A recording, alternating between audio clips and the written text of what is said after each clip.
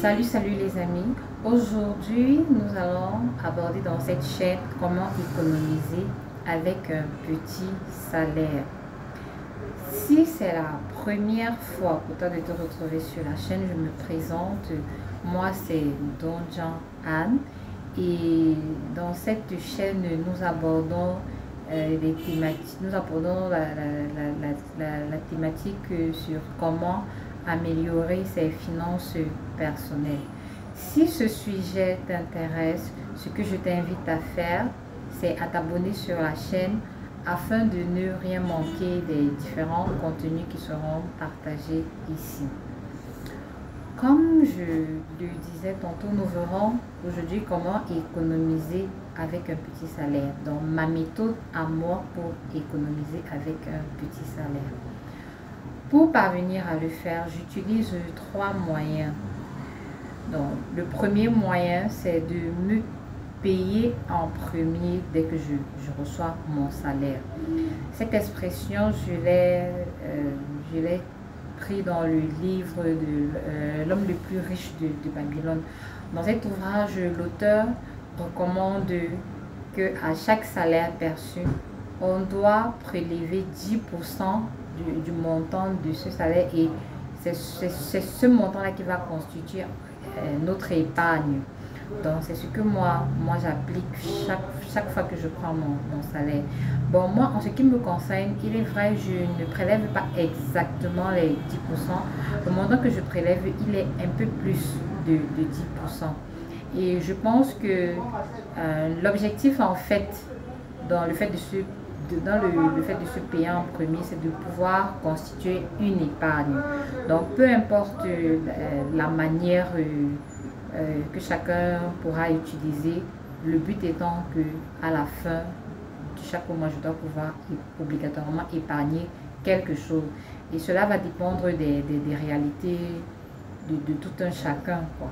Donc moi, c'est ce que je fais.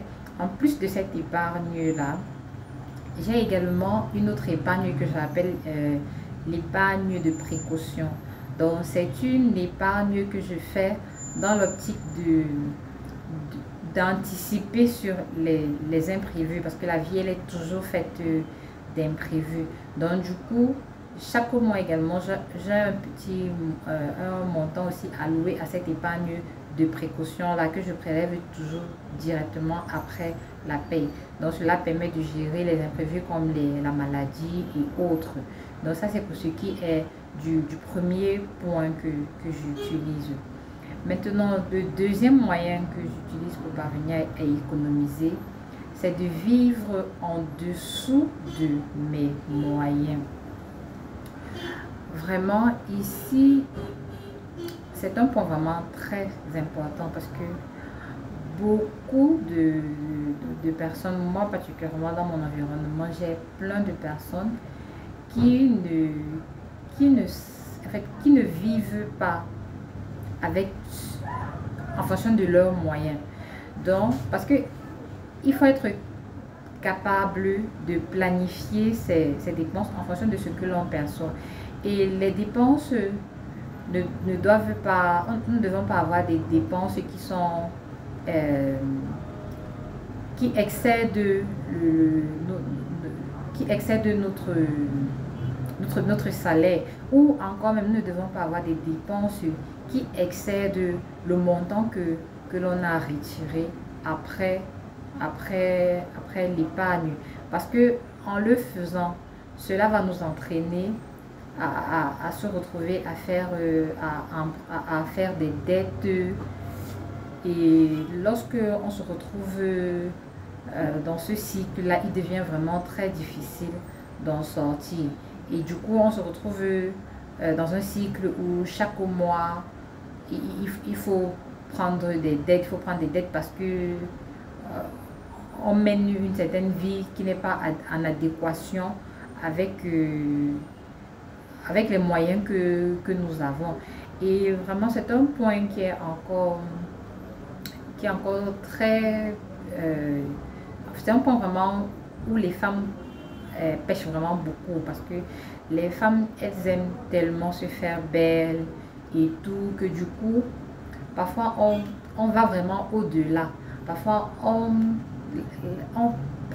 fait des prêts, parfois pour s'acheter la dernière robe qui est à la mode, ou bien pour acheter le dernier, un sac à main de marque. Vraiment, toutes ces choses-là, vraiment, ça ne nous aide pas à économiser et à pouvoir espérer que dans le futur, on pourra réaliser quelque chose avec notre épargne. Au contraire, cela nous entraîne dans des dépenses qui sont extrêmement négatives. Donc ça, c'est pour ce qui est du deuxième point, vivre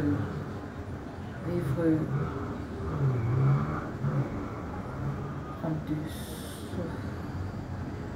Et maintenant, nous allons voir le troisième point que qui m'aide également à faire des économies, c'est le retour en famille. Moi, dans le parcours de ma vie, j'ai vécu une expérience vraiment difficile et du coup, j'avais le choix en ce moment-là, c'était soit d'aller vivre en location ou de retourner à la maison. Et c'est arrivé à un moment où, bien après, je me posais beaucoup de questions sur ma vie, sur comment ça va se passer et tout et tout. Du coup, après réflexion, je me suis rendu compte que aller en location n'était pas vraiment la solution, ne devait pas m'aider à atteindre les objectifs que j'avais en tête. Du coup, je me suis dit, le mieux serait de rentrer à la maison. C'est vrai que beaucoup trouveraient que c'est une situation honteuse et tout, mais moi je pense que lorsqu'on sait ce qu'on veut dans la vie, on se fiche pas mal de ce que les autres pensent autour de nous. Tant que ce que nous faisons nous aide ou contribue à, à notre bonheur et contribue à améliorer notre condition de vie, je pense qu'on devrait le faire. Moi, particulièrement, le fait de retourner à la maison m'aide dans ce sens que j'ai pas le loyer à payer. Donc, du coup, c'est une dépense en moins pour moi. Et du coup, c'est le fait même que je ne dépense pas dans le loyer que je pense que je parviens à économiser un peu plus, à épargner un peu plus, comme je vous disais dans le premier point. Et c'est vrai que étant à la maison, je contribue à certaines charges comme l'électricité, la nutrition, mais cela ne me coûte pas autant que si j'étais allée en location. Dans ce troisième point, si je voudrais interpeller toutes les personnes qui se retrouvent parfois dans ce genre de situation à un moment donné de leur vie, vraiment de ne pas avoir honte de rentrer, de retourner à la maison, surtout lorsqu'on sait où on va. Donc,